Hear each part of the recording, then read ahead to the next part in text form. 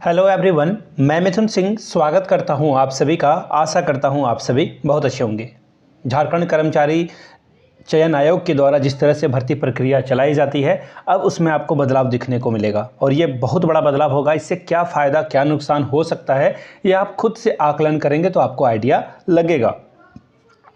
Exam के pattern में भी चेंज हुआ है और विस्तार से हम लोग इस पे जानकारी लेंगे कि क्या क्या चीज़ें बदली है और किस तरह से आपके ये फ़ायदे में रहने वाला है। देखिए, नुकसान तो सबसे पहला जो सबसे बड़ा नुकसान ये है कि अब किसी भी एग्ज़ाम को कंडक्ट करा कर रिज़ल्ट जारी करने में लंबा वक्त लगेगा। ऐसे ही जेएसएससी जो है बहुत ही विख्यात है, एग्ज़ाम को रिज़ल्ट को जारी करने में ये काफ़ी समय लेता है और जिस वजह से जो है विद्यार्थियों को या फिर परीक्षार्थी जो भी एग्ज़ाम दे रहे हैं उनका समय का जो है बहुत ज़्यादा नुकसान हो जाता है। आपको भी पता है, एक एग्ज़ाम को कंडक्ट करा कर नियुक्ति प्रक्रिया यानी कि नियुक्ति पत्र बांटने तक में ना कई वर्षों यहाँ पे जो है वर्षों का समय लग जाता है। बोलोगे ये प्लुरल में क्यों बोल रहे हो, ईयर्स क्यों बोल रहे हो? दैट इज़ हार्ड बट बोलते हैं ना, हार्श है बट ये रियलिटी, हार्ड रियलिटी है बट ये है।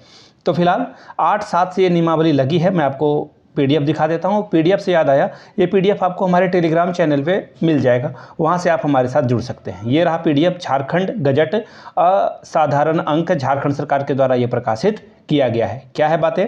8 जुलाई 2025। अभी बोलोगे कि सर ये तो 17 तारीख आ गया। तो एक्चुअली हुआ क्या ना कि इसे लेट से रिलीज़ किया गया है। ठीक है, आज जो है रिलीज कर दिया गया है पब्लिकली और यहाँ से आप देख सकते हैं 2 जुलाई को ही ये जो है किया गया था। यहाँ पर जो स्नातक स्तर के, देखिए ध्यान से सुनिएगा मेरी बात को, जो भी ग्रेजुएशन लेवल के एग्जामिनेशन होते हैं उन एग्जामिनेशन को बदला गया है। ठीक है, अब इस नियमावली को क्या कहा जाएगा? झारखंड कर्मचारी चयन आयोग परीक्षा स्नातक स्तर नियमावली 2025 ये कहलाई जाएगी। यह पूरे झारखंड में लागू होगा और जिस तिथि को ये गजट जो है प्रकाशित हुआ है उस तिथि के अकॉर्डिंगली जो है अब जो है सब कुछ बदलता हुआ आपको दिखेगा। ठीक है जी, अब चलिए यहाँ से देख लेते हैं। वेट मिनट 1 मिनट में, हाँ ये फाइनली बदल गया। हाँ, अब देखिए आपका जो एग्ज़ाम पैटर्न है वो 2 चरणों में लिया जाएगा। एक तो होगा आपका पीटी और फिर आपका होगा मेंस। अब देखिए पीटी और मेंस का क्या मतलब होता है, आसान भाषा में इसे भी समझ लेते हैं। पीटी का मतलब हुआ प्राइमरी टेस्ट, यानी कि जब फर्स्ट टाइम आप देते हो उससे शॉर्ट लिस्टेड बच्चे जो है आएंगे मेंस के लिए। ठीक है, तो मेंस में भीड़ कम लगेगी और फिर मेंस से जो बच्चे आगे बढ़ेंगे उनका ही फाइनल सिलेक्शन होगा। अगर किसी परीक्षा में पीटी मेंस अगर 50,000 से आवेदन कम रहे तो पीटी नहीं लिया जाएगा। अगर कोई एग्ज़ाम के लिए आप जा रहे हो और उसमें पीटी का 50,000 कैंडिडेट से अगर कम बच्चे आते हैं तो फिर जो है सीधा एक ही परीक्षा ली जाएगी और उसी के आधार पर आपका सिलेक्शन हो जाएगा। सभी प्रश्न वस्तुनिष्ठ होंगे और बहुविकल्पीय उत्तर होंगे। ठीक है, और प्रत्येक के लिए 3 अंक मिलेंगे और अगर आप गलत करते हो तो 1 अंकों की आपकी कटौती कर दी जाएगी। परीक्षा का विषय हिंदी या अंग्रेजी होगा। ठीक है, अब आगे देख लीजिए, जो प्रारंभिक परीक्षा का पाठ्यक्रम है वो क्या होगा? सामान्य अध्ययन यानी कि जीके से 30 प्रश्न, झारखंड राज्य से 60 प्रश्न, सामान्य गणित से 10 प्रश्न और समान विज्ञान से 10 प्रश्न रहेंगे और रीजनिंग से 10 प्रश्न आपको, यानी कि टोटल 120 अंक देखने को मिलेगा। अब ये पाठ्यक्रम जो है, यहाँ पर जो बातें की गई है मैं आपको एक बार डिटेल में समझा दूंगा, अलग से एक वीडियो सिलेबस बना करके कि किस तरह का जो है सिलेबस रहेगा। मिनिमम अंक लाने वाली अर्हता के बारे में बात कर लेते हैं। अगर आप UR EWS कैटेगरी से आ रहे हैं तो 40%, अगर 100 अंकों की परीक्षा हुई तो आपको 40 अंक लाने होंगे तभी आप क्वालिफाई कर पाओगे।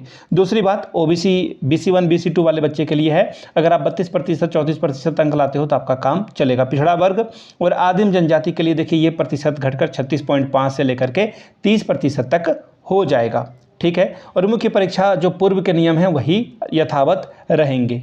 आगे देखिए ये बात कही गई है, तो कुल जमा बात ये है कि अब जो है आपको जितने भी एग्जामिनेशन हैं वो आपको 2 फेज़ में देखने को मिलेगा। ठीक है, अगर किन्हीं को सिलेबस वाली वीडियो देखनी है कि नहीं, एक एक पॉइंट मुझे जान लेना है कि किस तरह से सिलेबस पूछा जाएगा, सामान्य अध्ययन गणित के ये सब तो आपको एक सिलेबस जो है नीचे कमेंट करना होगा। हिंदी में भी लिख देता हूँ। ठीक है, हिंदी में आप नीचे कमेंट करके लिख देंगे सिलेबस। अगर आप इंग्लिश में लिखना चाहते हो, रोमन में लिखना चाहते हो तो आप कमेंट करके सिलेबस लिख देंगे। तो एक अलग से वीडियो इसके ऊपर मैं बना दूंगा, क्योंकि ये वीडियो का मकसद सिर्फ न्यूज़ देना था।